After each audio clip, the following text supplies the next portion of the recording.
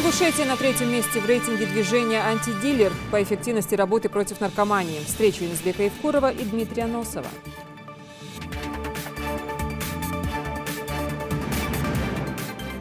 При выборе места особое внимание обращали на то, чтобы все этапы соревнования и все виды были в доступной близости. 200 образцовых спасателей собрались в Джейракском районе Ингушетии. Борются за Кубок Кавказа.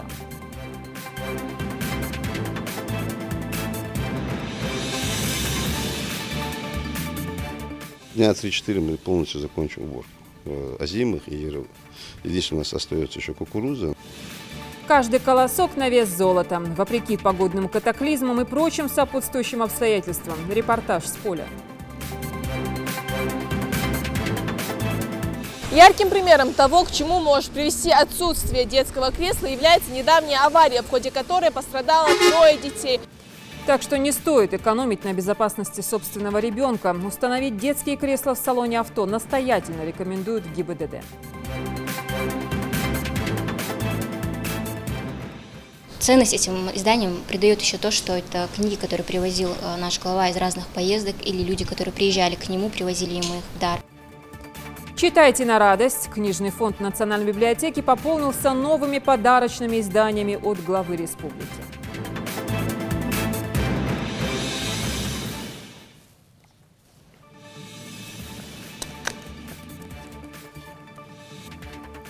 Добрый вечер, это новости 24. На совещании в Магасе заместитель руководителя администрации и по совместительству начальник управления внутренней политики Муслим Ендиев доложил вернувшемуся из командировки Юнусбеку Евкурову общественно-политическую ситуацию в регионе. В частности, говорили о предстоящих завтра судебных слушаниях по иску Министерства юстиции Республики о ликвидации муфтията как общественной организации и о попытках некоторых людей придать этому процессу политическую окраску. Свою позицию по этому вопросу высказал глава Ингушетии. Он заявил, что вопрос лишения муфтията статуса общественной организации инициирован не им, а Минюстом. И он не намерен вмешиваться в этот процесс. Это не закрытый процесс. Любой желающий может прибыть завтра к зданию суда и принять в нем участие.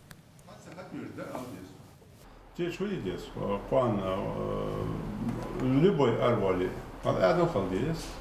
Единственное, там в Москве областной суде нападение все равно по линии судебной системы, установка пойдет, усиление будет, но суд хогому судьи куад всегда зачвалит без режим объекте, остальные хаб якашилати, что без мал. Сансей камал без замды, аз стану шину души шхадатсон, муфтия даякар моды, шеку яцокос, ярды, иршды моды, хашды. Ну, звай болбат, адл болба. Так, siz qamal dutsu andalari diğer konular muftiyat dayakır muftiyat şibohat birdi mu muftiyat şibohat birdi mu siz andalari я понимаю diğer bu diş ana bu biz ana bu unxim da migdoş hamdülillah atsawa Allah boş adl o ataylat sukar çıkarstı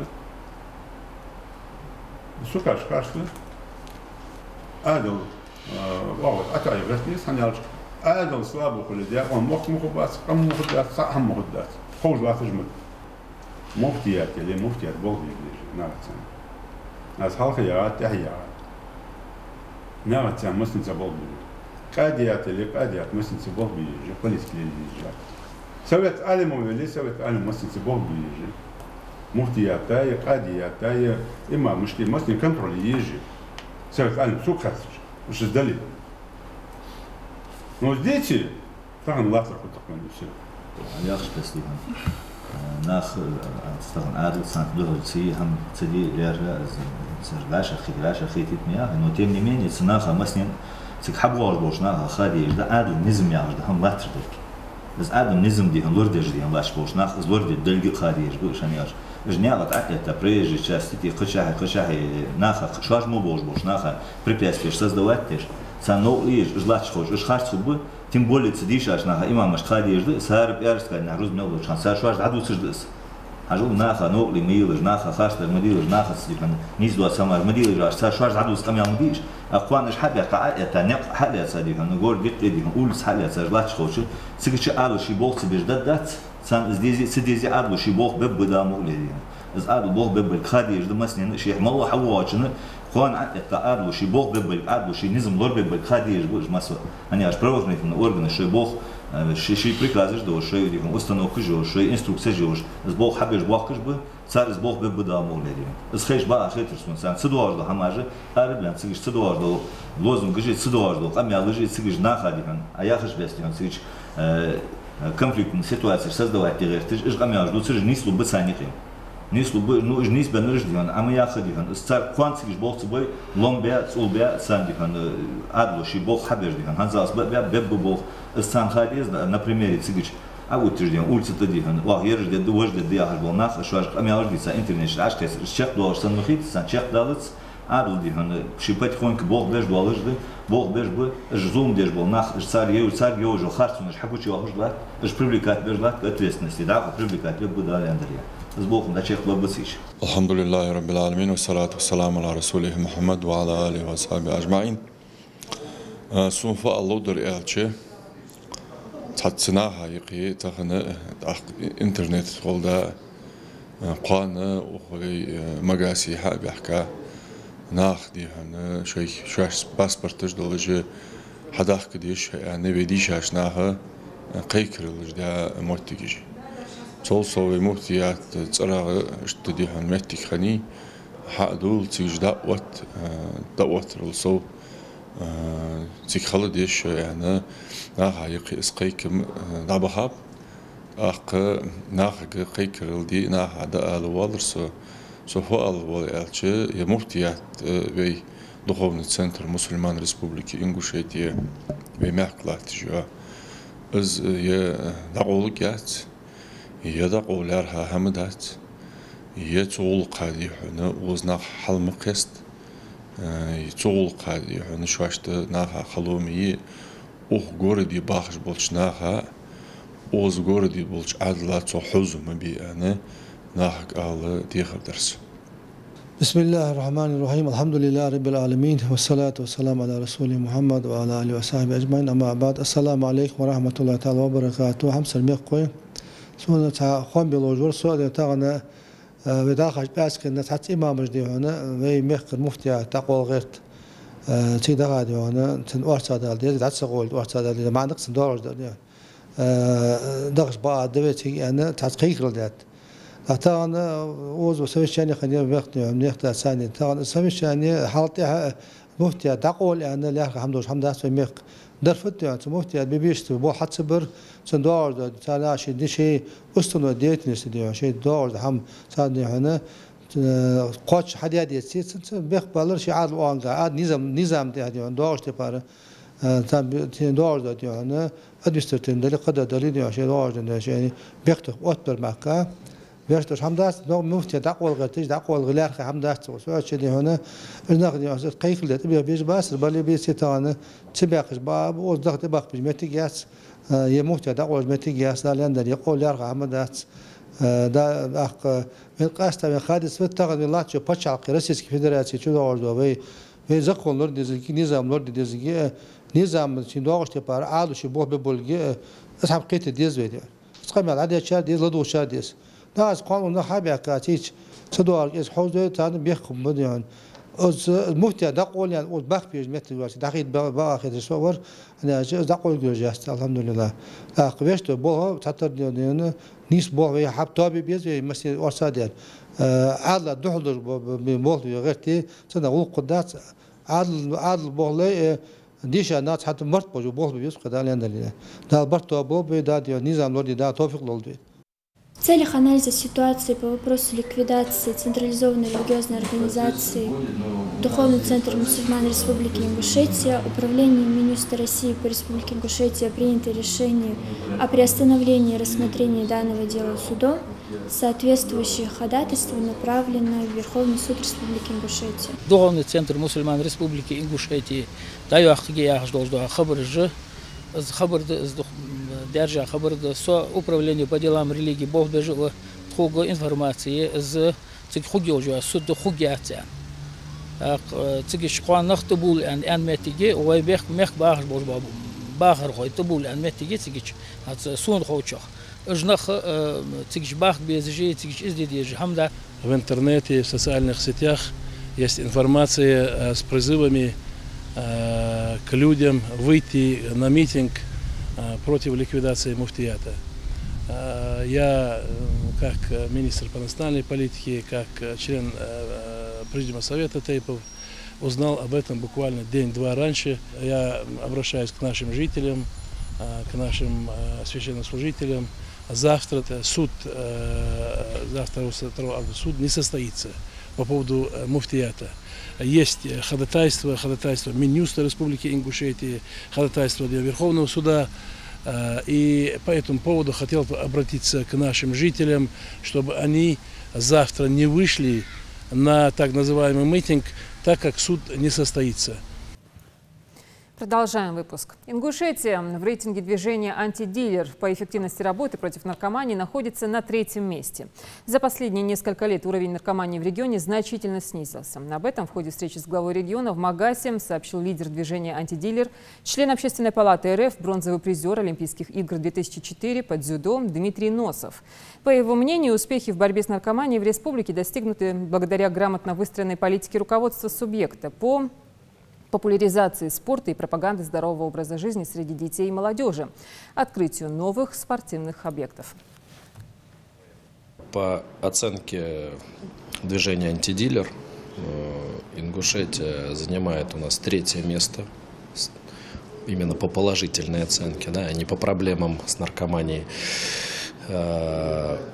И, скажем так, по состоянию наркомании. И 1-е место по положительной динамике сокращения наркомании. То есть просто огромный скачок за 5 лет. Я думаю, все это видят и ощущают. За всю, то есть из всей информации, которую мы получили со всего Кавказа, по Ингушетии был только 1 адрес. Информация подтвердилась, и вот даже глава республики знает про эту, скажем так, наркодилершу, и они знают все, она уже давно скрывается. То есть, как бы, ну, сказать, что это какая-то колоссальная проблема, мы не можем. Да? И уровень действительно наркотизации здесь, ну, чрезвычайно низок. Почему? Потому что работают органы. И второе, что я увидел, и как в прошлом спортсмен могу оценить, это, конечно, развитие спорта. Это огромное количество спортивных объектов. Это потрясающий ледовый дворец, дворец спорта, зал дзюдо имени Халмурзаева, в котором я даже не выдержал и залез по канату 10 метров, это когда увидел этот канат. Но самый главный показатель, который просто покорил мое сердце, это когда я увидел ночью бегающих маленьких детей, свободно бегающих по улицам, играющих. Это настолько тронуло мое сердце, что я сразу выложил это в историях в Инстаграм, потому что это вот показатели мира и спокойствия, и какого-то счастья. Это вообще самый главный показатель.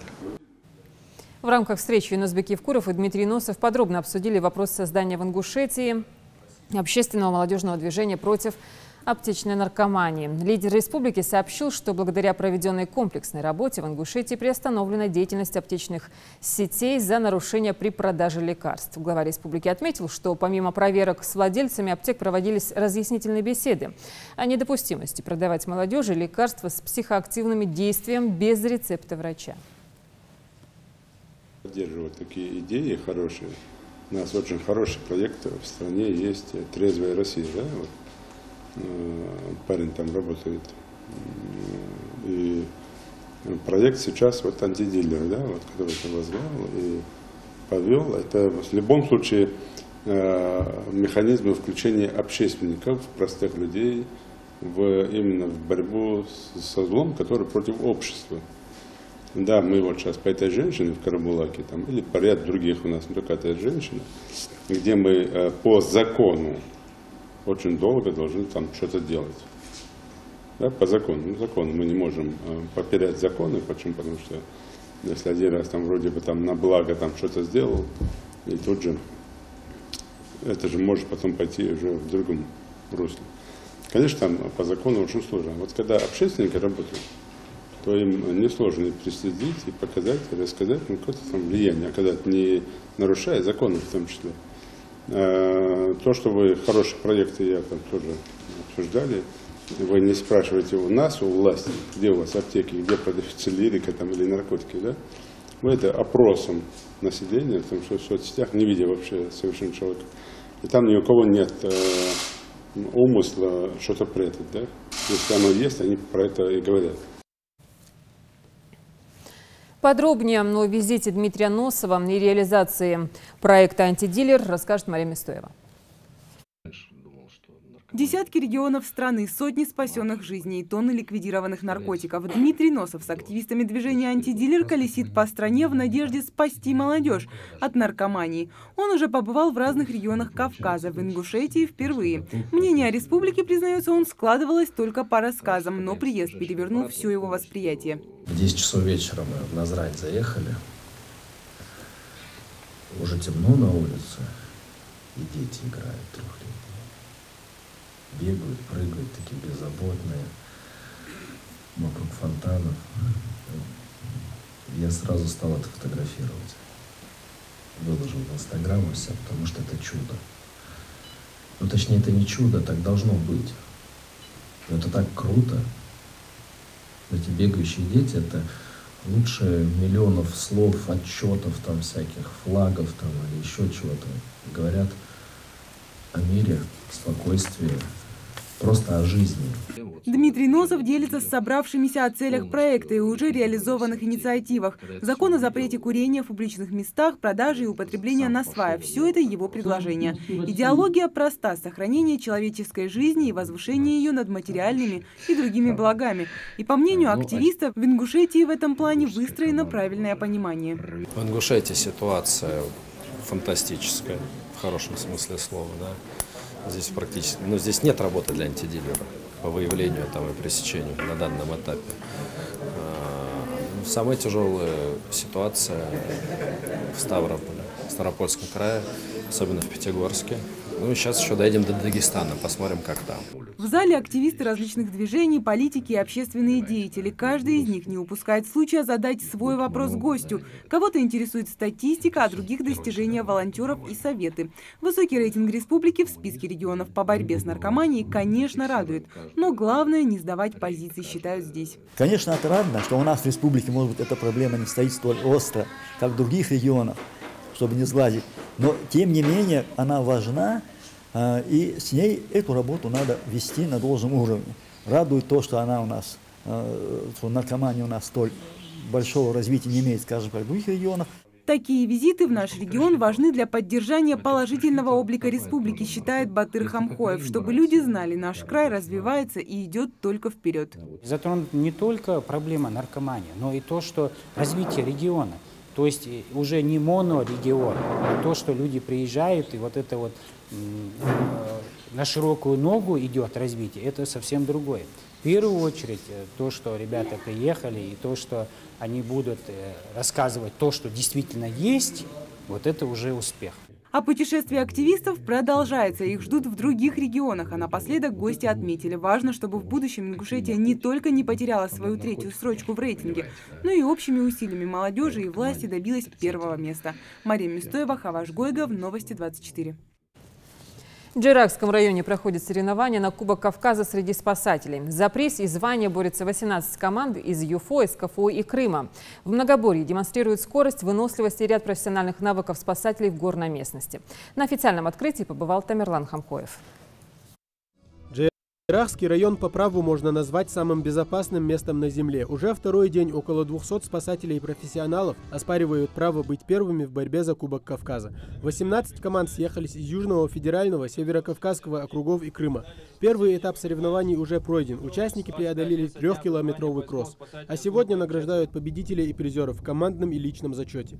Первое место у Кубани, второе за Ставропольским поисково-спасательным отрядом, а третье у команды из Дагестана. Традиционно именно у нас на Кавказе выбираем республики Кавказа организовываем все это дело. А эти уникальность в чем заключается, что 25-летие спасательной службы МЧС России и, конечно же, приуроченное к 25-летию образования Республики Ингушетия. Сейчас к нам присоединяется не только Северного Кавказа, а и Ростовской области, спасатели международных, Россоюзспас, студенты, муниципальные, субъектовые. В торжественном открытии 6-х по счету соревнований спасателей принимает участие помощник полпреда президента России в СКФО Николай Литюк, а также представители МЧС других регионов. Впереди конкурсантов ждет еще немало испытаний. Силовые упражнения на перекладине, поисково-спасательная операция в акватории и в условиях природной местности, а также ЧС техногенного характера и, разумеется, оказание медицинской помощи.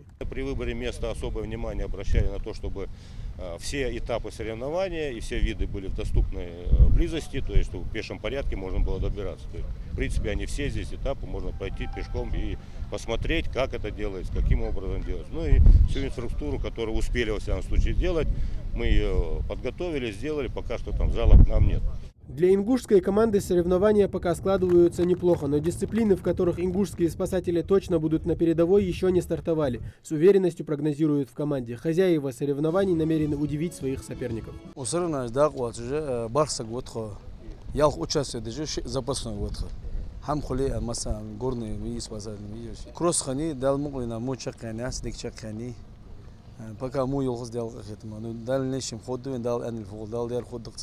В числе конкурсантов и опытнейшая команда из Ростовской области. Ребята в своих силах уверены, и призовое место для них лишь вопрос времени. Команда состоит из 8 профессиональных спасателей Ростовской области, которые мы подобрали из муниципальных, областных.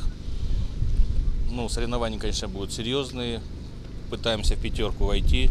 Кросс мы прошли на 7-м месте. Повторюсь опять, что считаем, что из 19 существующих команд мы на хорошем этапе стоим пока. Ну, а также прошли скалу, пока результатов у нас еще нет. Если совсем недавно в горах Ингушетии раздавались голоса альпинистов, то сегодня это спасатели. Люди, которые по горам будут карабкаться не ради своего удовольствия, а ради спасения жизни других. Соревнования продлятся еще несколько дней. Итоги подведут только после всех 6 этапов. Тамерлан Хамхоев, Майырбек Миржоев, Новости 24. Сегодня в России отмечается День образования службы специальной связи. Свою историю она ведет с 1939 года. За почти 8 десятков лет своего существования структура доказала свою надежность и ответственный подход к делу, обеспечивая бесперебойную и оперативную доставку секретной и ценной корреспонденции грузов в интересах государственной безопасности и обороны, укрепление экономического потенциала страны. В настоящее время филиальная сеть службы расположена в 70 краевых и областных городах страны. Главный центр находится в Москве, а география доставки охватывает весь мир. Жители нового района в Назране за каналом, условно говоря, оказались отрезанными от основной части города. Там обвалился мост. Есть еще 2, но они находятся на реконструкции. Все это приносит определенные неудобства горожанам. Репортаж Марии Стоевой. Жители нового микрорайона за каналом оказались отрезанными от старого города. Ежегодно здесь вырастают новые дома. 2 года назад в этом же районе открыли республиканскую поликлинику, детский сад и детскую поликлинику. Но пару месяцев назад один из 3 мостов, который и вел к новостройкам, обвалился. Тяжелые грузовые машины сломали балки, на которых держался переезд.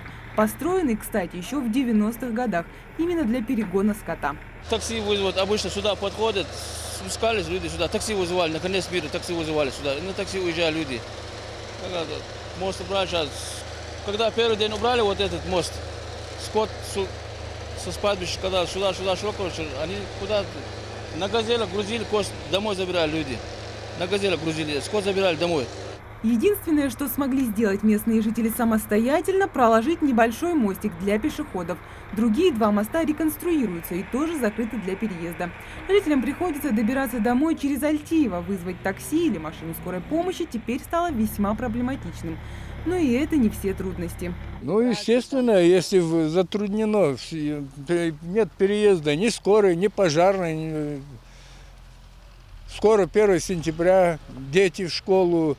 Здесь пешком идти это 2-3 километра, это возить, а в круговую ездить это далеко. Мы это в последний месяц-два поняли, что это действительно невозможно без этого моста. Первостепенно жители, конечно же, обращались в администрацию города. Заявка была рассмотрена, и решение проблемы оказалось не таким сложным. Правда, жителям нового микрорайона пришлось немного подождать. Это не только из-за жалоб людей, может, они кого-то как-то и подстегнули, но работы здесь идут планово. И здесь, и по улице Столичной, то есть центрально, идут плановые работы. Но чтобы начать этот мост, здесь люди должны понимать, что этот мост не просто так просто построить, потому как там надо с Новороссийска заказывать бетонно-составляющие материалы, то есть, которые у нас не производятся. Реконструкцию моста на себя взял Ингуш Мелиаватхоз. Основания для нового перехода здесь уже есть. Осталось только дождаться бетоносоставляющих материалов, и работы будут завершены. Кстати, сдать новый объект планируют в сжатые сроки. У нас на балансе он не стоит, но все равно по обращению жителей местных, которые здесь проживают, плюс по просьбе главы администрации Назрани Алихана Тумгоева, наш директор Али Микаил, он как и депутат Народного собрания, и как директор, и как меценат, можно сказать, за свой счет начал строить этот мост, который он обещал, в течение 2 недель будет мост построен. Новый мост, конечно, будет крепче старого. Рабочие планируют провести специальный коридор для скота, в котором будет и доступ к воде. Правда, несмотря на всю выносливость будущего моста, сотрудники Ингуш Мелиаватхоза не советуют расшатывать его бетономешалками и грузовыми машинами. А будет ли мост готов через 2 недели, покажет время. Мария Мистоева, Рахман Цуров, Новости 24. Реке Сунжа необходима экологическая реабилитация, судя по количеству подведенных сливных труб. Рейд накануне провели представители Комэкологии и администрации Сунжинского района. Репортаж Тамерлана Хамхоева. Жаль, что картинка не может передать всю палитру ощущений в этом живописном месте, скажут многие по ту сторону экрана. Хорошо или нет, что нельзя передать этот запах через телевизор, задумаются участники рейда. Это прибрежная территория реки Сунжа, излюбленное место для купающихся. Только всю картину здесь портит проложенная труба. Первыми ее заметили местные жители, которые тут же забили тревогу.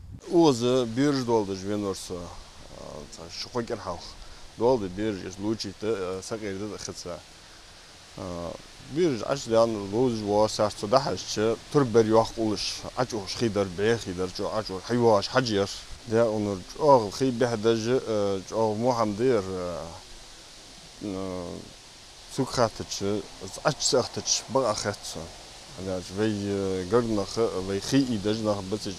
Сказано, услышано. Представители администрации Комэкологии, Росприроднадзора и не только разбираются уже вместе. Комиссии еще предстоит провести детальный анализ и выяснить, кто нарушитель. Сегодня решили выяснить, откуда этот стоки идут, проходят ли они через очистку, соответствующие очистные сооружения, имеется ли документация. Данный конкретный вот этот сброс, который мы видим, это сброс от городских очистных сооружений. Роспотребнадзор обещал нам сейчас отобрать пробы качества сбрасываемой воды.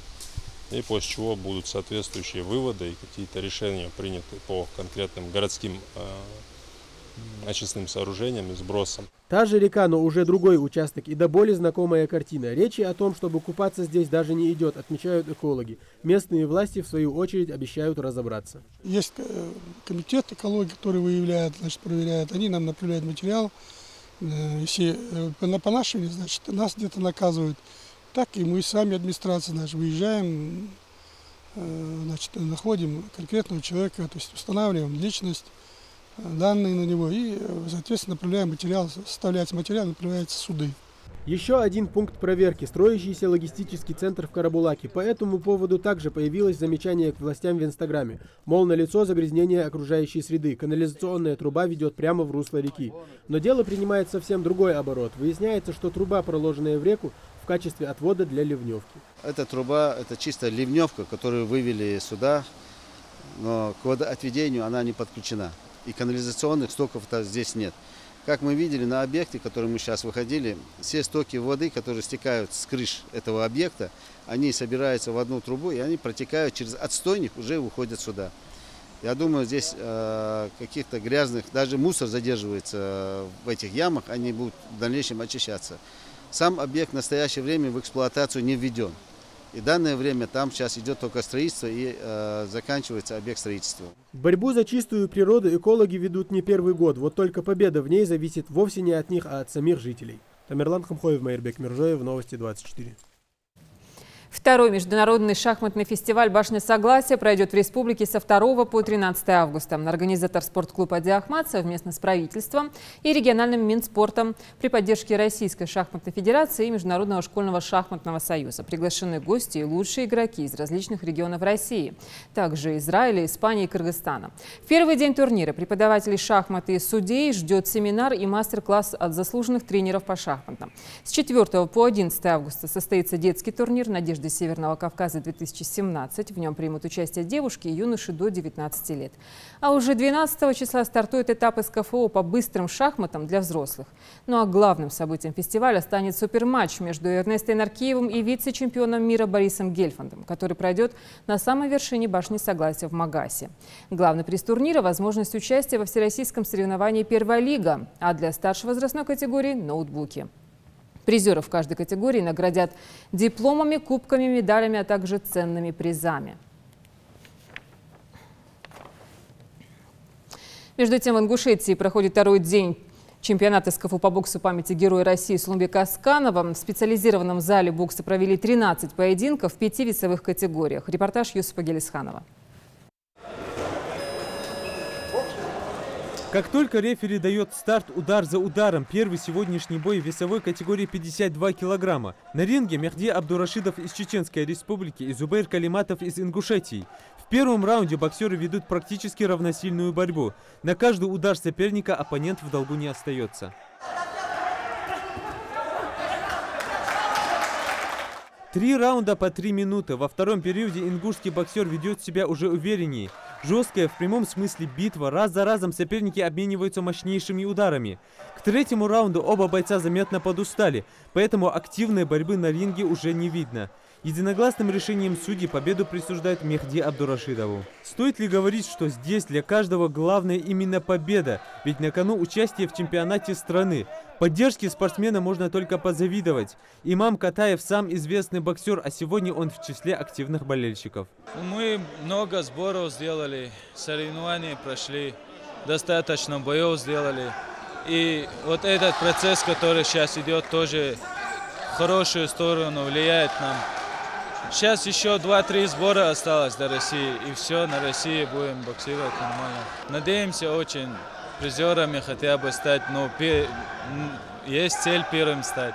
Олег Евдокимов из Ставропольского края и Магомед Мирзоев, представляющий нашу республику, это уже весовая категория 64 килограмма. Один из самых зрелищных боев вечера. С мощных ударов в челюсть и по корпусу начинается первый раунд. Боксеры практически идут на равных. А в перерывах наставления от тренеров, которые, наверное, переживают за своих подопечных больше, чем сами боксеры.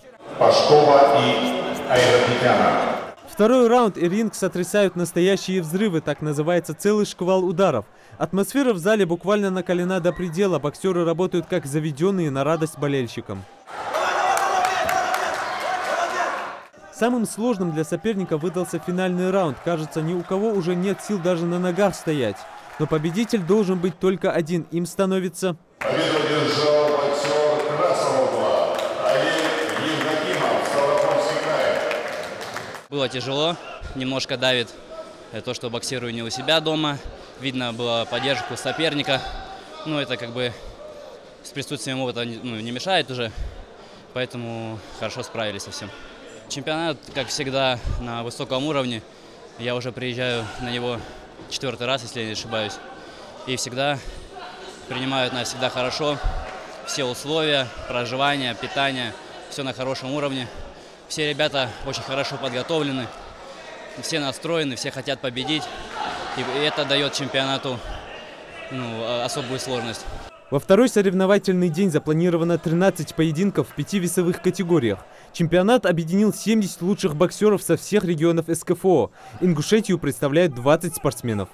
Тут есть несколько человек, на котором мы планируем медали. Во-первых. Во-вторых, у нас команда очень такая молодая. Опытные ребята, у нас некоторые перешли в другие регионы, потом профессионалы ушли. И поэтому мы здесь как могли провели свою подготовку собственными силами. И поэтому сейчас посмотрим, как они покажут себя. В следующие 2 дня пройдут уже полуфинальные бои. Победители получат путевку на чемпионат России, который пройдет в Грозном этой осенью. Юсуп Гелисханов, Майырбек Миржоев, Новости 24. Этот год стал настоящим испытанием для аграриев. Погода внесла свои коррективы в планы по сбору урожая. Зной сменяли обильные ливни. Работникам оставалось подстраиваться под все эти обстоятельства. Сейчас в фермерских хозяйствах проводят уборочную страду. Зарима Ивлоева побывала в КФХ Лейми Хашагульгов.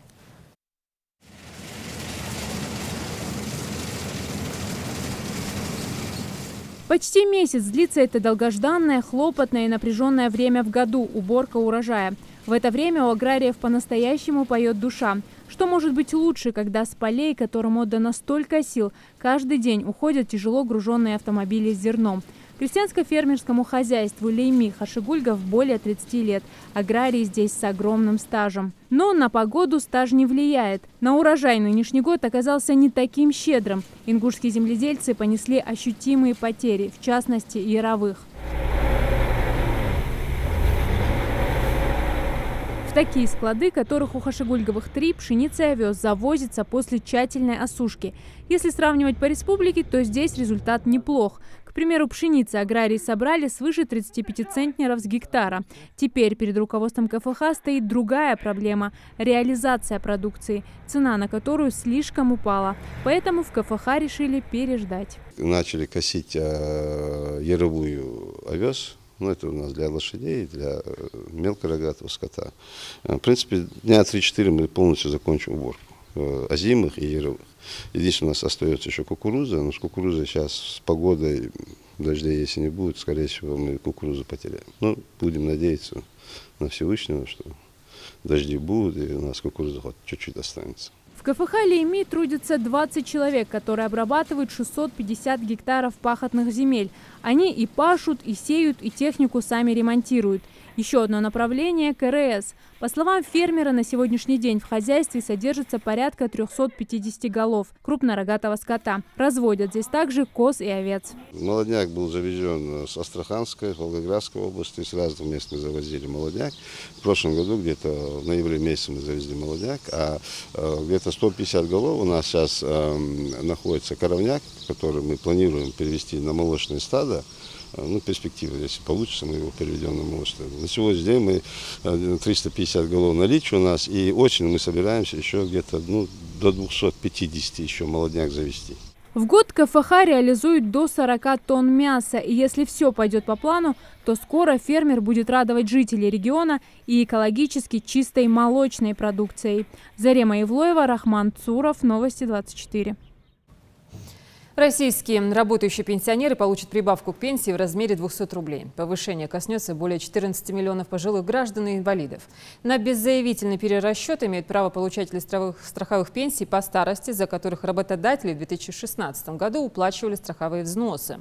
Сумма прибавки зависит от прошлогодней зарплаты работающего пенсионера, то есть от суммы уплаченных работодателем страховых взносов и начисленных пенсионных баллов. Для большинства пенсионеров размер выплат будет составлять около 200 рублей. Изменения вступили в силу с 31 июля. Очередное повышение пенсий и соцпособий запланировано на 1 февраля следующего года. Жителей Газиюрта обеспечат медицинской помощью в полной мере. Здесь по программе устойчивого развития возводят фельдшерско-акушерский пункт. На данный момент единственное медучреждение в селе – это амбулатория, где проводить прием пациентов проблематично из-за отсутствия нормальных условий. Репортаж Саида Куштова. Этот крошечный кабинет местной амбулатории делит сразу несколько врачей. Что и неудивительно, ведь почти на 2 десятка медиков, всего 4 помещения. А принимать пациентов порой приходится одновременно 2, а то и 3 специалистам. Оксана работает в ФАПе уже 2 года и знает каждого больного, который стоит на учете. А их без малого около 200 человек. Зачастую пациенты часами ждут своей очереди в коридоре. Из-за нехватки помещений в одном кабинете проводят УЗИ, ЭКГ и физиотерапию, отмечает она. В каждом амбулатории должен быть отдельный кабинет, чтобы врач мог посмотреть больного. Вот. Но сейчас, после того, как мы посмотрели амбулаторию, которая сейчас планируется нам, там условия должны быть очень удобные, хорошие. Потому что в каждом кабинете там предусмотрен умывальник, для осмотра ребенка отдельный кабинет, для прививочный кабинет, процедурный кабинет, чтобы делать какие-то процедуры для больных. Пожалуй, главное в любом медпункте соответствие санитарным нормам.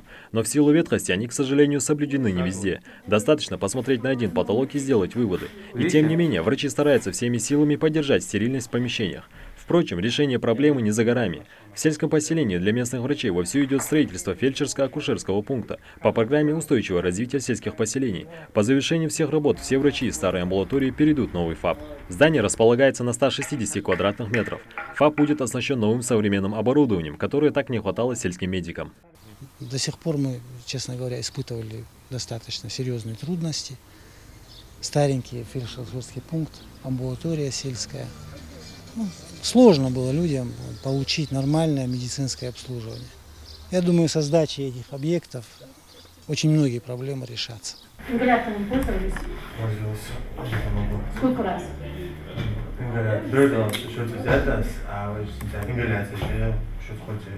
Аюб уже несколько лет борется с астмой. Практически каждый день приходится ходить на обследование к терапевту и ждать своей очереди, ютясь в тесных кабинетах. Но со строительством нового ФАПа станет легче регулярно посещать своего врача, отмечает он.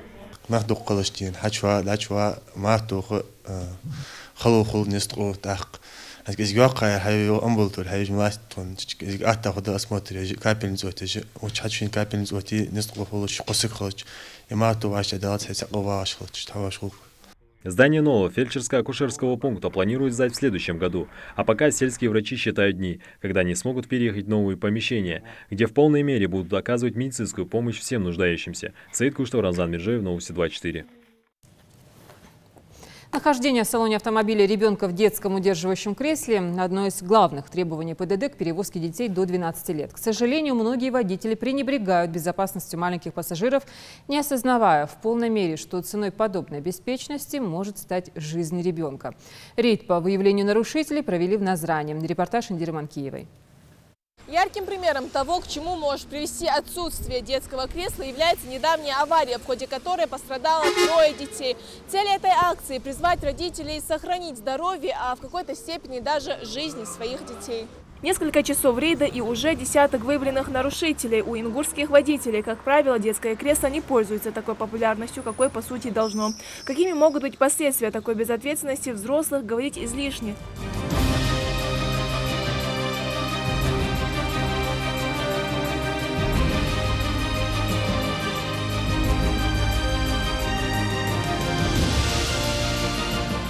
Соблюдать правила дорожного движения и не забывать, что их ждут дома. Раздача буклетов обязательно сопровождается настойчивой просьбой инспекторов. Но стоит ли напоминать, что безопасность детей важнее всего?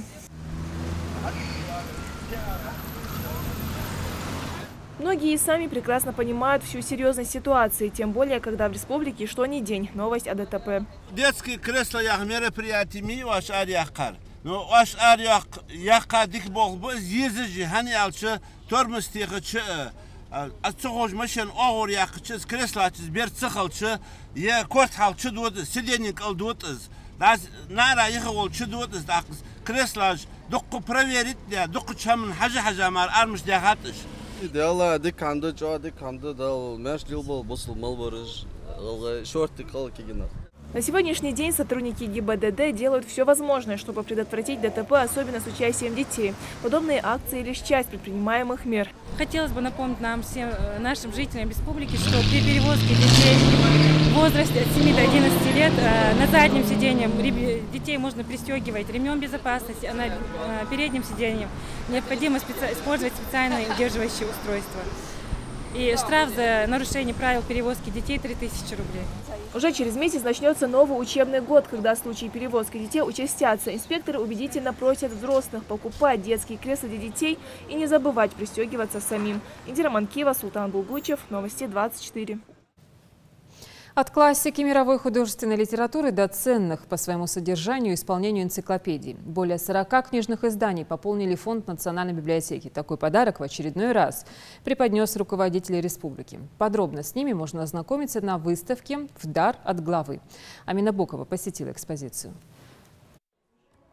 «Преступление и наказание» – классика 20 века. Эту книгу наверняка можно встретить на полке в каждом доме. Однако этот экземпляр отличается тем, что он из личной коллекции Юнусбека Евкурова. Переданные в дар 42 книги изданы в высоком художественном оформлении, с иллюстрациями профессиональных художников и фотографов. Сегодня они пополняют фонд ценных изданий Национальной библиотеки. Ценность этим изданиям придает еще то, что это книги, которые привозил наш глава из разных поездок, или люди, которые приезжали к нему, привозили ему их в дар. Есть такие особенно ценные для нас издания, как, например, подписанные самими авторами Юнусбеку Евкурову. Я думаю, что это не просто издание, оно еще имеет историческую ценность, потому что через какое-то время эта надпись и этот автор, возможно, дадут о себе знать. Издания отличаются и своей разноплановостью. Здесь представлены книги о городах России, также по экономике и банковскому делу, правоведению, искусству, архитектуре и даже по нефтяной отрасли. Это книга, издание на английском языке, в которой рассказывается о отношениях России с другими странами и проблемах, которые возникали на почве нефти. Книга не просто для тех, кто не умеет читать на английском языке, она так иллюстрирована, что ее можно просто посмотреть, прийти, поэтому, мне кажется, она будет интересна каждому. Подаренные издания представлены на выставке в дар от главы. Однако для читателей коллекция будет доступна только после того, как их поставят на учет в фонд библиотеки и электронный каталог. Мария Топлиева, работая в библиотеке, сама ждет не дождется возможности погрузиться в увлекательный мир новых книг. Больше всего ее внимание из этой коллекции привлекает книга «Искусство ислама». Интересное издание. Автор итальянец Лука Мацетти, итальянского автора, исследователя. Это издание очень ценное и в плане художественного содержания, так как содержит в себе исследования по искусству многих стран Азии и Африки, арабские страны. Очень интересное и очень содержательное издание. В библиотечном фонде ценных изданий с 2014 года уже набралось порядка 500 изданий, подаренных главой региона. Многие из них пользуются особой популярностью у читателей.